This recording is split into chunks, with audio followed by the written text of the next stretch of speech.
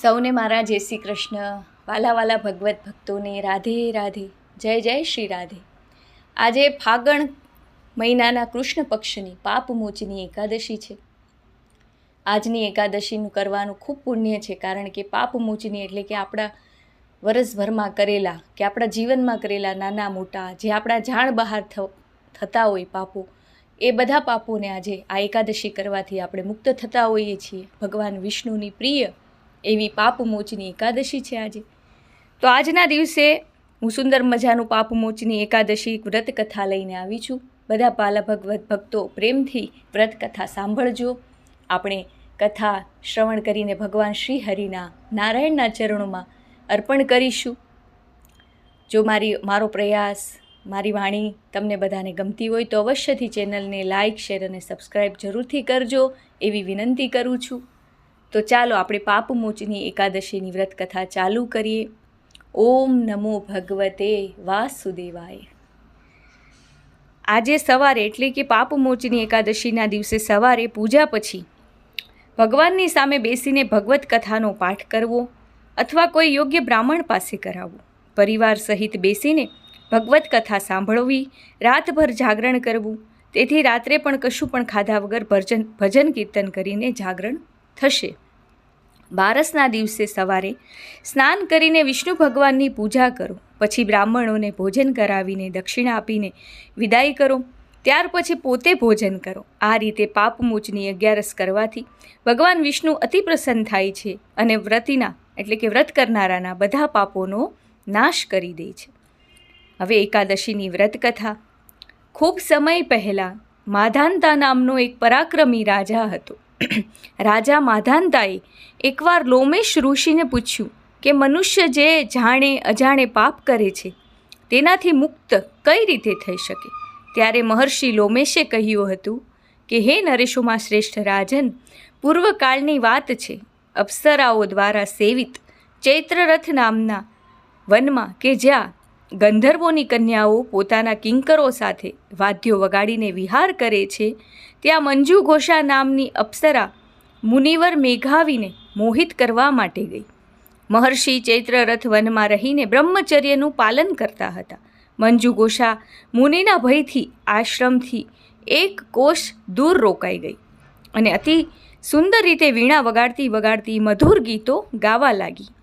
મુનિ શ્રી મેઘાવી ફરતા ફરતા ત્યાં જઈ પહોંચ્યા અને એ સુંદર અપ્સરાને આ રીતે ગાતી જોઈને અકારણ જ મોહને વશીભૂત થઈ ગયા.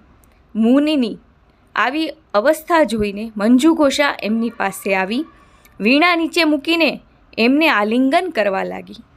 મેઘાવી પણ એની સાથે રમણ કરવા લાગ્યા. દિવસ રાતનું પણ એમને ભાન ન રહ્યું. આ રીતે ઘણા બધા દિવસો પસાર થઈ ગયા. સમય જતાં મંજુ ઘોષા દેવલોકમાં જવા લાગી. જતી વખતે એણે મુનિશ્રીને કહ્યું કે બ્રાહ્મણ, મને હવે મારા લોકમાં જવાની રજા આપો. મેઘાવી બોલ્યા કે હે દેવી, જ્યાં સુધી સવારની સંધ્યા ન થાય ત્યાં સુધી મારી પાસે જ રહો.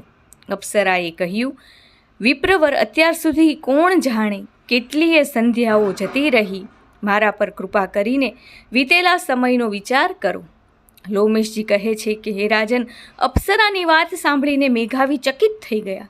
એ સમયે એમણે વીતેલા સમયનો હિસાબ બતાવ્યો તો ખબર પડી કે મંજુ ઘોષા સાથે રહેતા એમને 57 વર્ષ થઈ ગયા. અપ્સરાને પોતાની તપસ્યાનો વિનાશ કરનારી જાણીને મુનિને એના પર ઘણો ક્રોધ આવ્યો. એમણે શ્રાપ આપતા કહ્યું, પાપીણી, તું પિશાચીની બની જા. મુનિના શ્રાપથી વિચલિત થવા છતાં એ વિનયથી મસ્તક નમાવીને બોલી કે હે મુનિવર, મારા શ્રાપનો ઉદ્ધાર કરો. સત્ય પુરુષો સાથે 7 વાક્યો બોલવાથી અથવા 7 ડગલા ચાલવા માત્રથી જ એમની સાથે મિત્રતા થઈ જાય છે. બ્રહ્મન, હું અનેક વર્ષો સુધી આપની સાથે રહી છું. આથી હે સ્વામી, મારા પર કૃપા કરો. મુનિજી બોલ્યા કે હે ભદ્રે, શું કરું? તે મારી વર્ષોની તપસ્યાનો નાશ કરી દીધો છે. છતાં પણ સાંભળ, ફાગણ માસમાં કૃષ્ણ પક્ષમાં જે શુભ એકાદશી આવે છે એનું નામ છે પાપમોચની. એ શ્રાપથી મુક્ત કરનારી અને બધા પાપોનો ક્ષય કરનારી છે. હે સુંદરી, એનું જ વ્રત કરવાથી તારું પિશાચપણું દૂર થશે. આમ કહીને મુનિશ્રી મેઘાવી પોતાના પિતા મુનિવર ચ્યવનના આશ્રમ પર ગયા. એમને આવેલા જોઈને મુનિવર ચ્યવનજીએ પૂછ્યું, પુત્ર, આ શું કર્યું? તે તો તારા પુણ્યનો નાશ કરી દીધો. મેઘાવી બોલ્યા, પિતાશ્રી, મેં અપ્સરા સાથે વિહાર કરવાનું મહાપાપ કર્યું છે. હવે આપ જ એનું પ્રાયશ્ચિત બતાવો કે જેથી મારા પાપનો નાશ થઈ જાય. ચ્યવનજી બોલ્યા કે હે પુત્ર, ફાગણ માસમાં કૃષ્ણ પક્ષમાં જે પાપમોચની એકાદશી આવે છે એનું વ્રત કરવાથી તારા પાપોનો વિનાશ થઈ જશે. પિતાનું આ કથન સાંભળીને મેઘાવી ઋષિએ એનું વ્રત કર્યું. આથી એમના પાપો નષ્ટ થઈ ગયા. આ જ પ્રમાણે મંજુ ઘોષાએ પણ આ વ્રતનું પાલન કર્યું. પાપમોચનીનું વ્રત કરવાથી એ પિશાચ યોનિમાંથી મુક્ત થઈ અને દિવ્ય રૂપધારિણી શ્રેષ્ઠ અપ્સરા બનીને પાછી સ્વર્ગલોકમાં જતી રહી.